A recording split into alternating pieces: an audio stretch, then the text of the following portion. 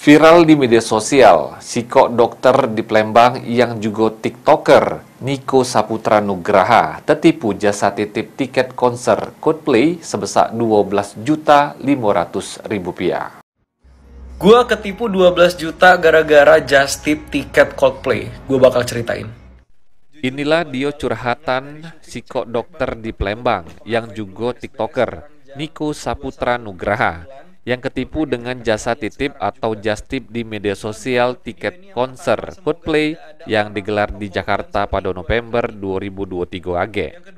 Jero video yang dibagi ke di akun TikTok pribadinya, aman korban membeli tiket konser tersebut melalui manajer lewat akun media sosial pelaku.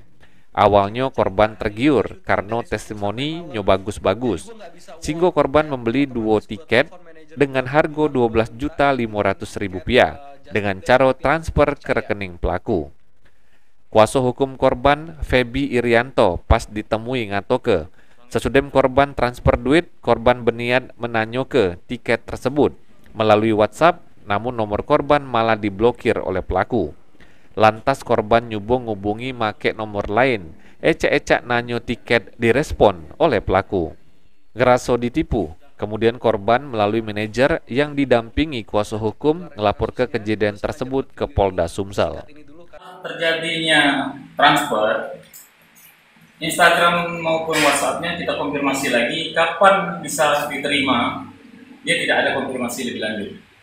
Dihubungi sekali lagi tidak ada respon, tapi kita coba dengan nomor yang lain dengan modus untuk meminta lagi bahwasannya untuk pemesanan tiket dilayani, ditanggapi. Tetapi ketika kita yang nomor yang satunya kita klien konfirmasi tidak ada respon. Setelah dari situ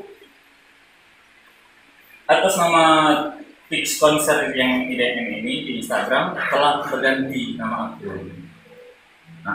Dan kemarin setelah kita laporan di Polda, terakhir kita coba lagi, itu sudah beralih lagi akunnya. Bukan lagi Fix Konser IDM. Ini laporan korban sudah diterima petugas piket SPKT Polda Sumsel.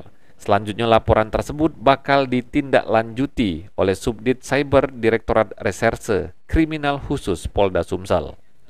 Melalui kuasa hukumnya, korban berharap laporannya secepatnya diproses sehingga pelaku bisa ketangkep. Mulyadi, PAL TV.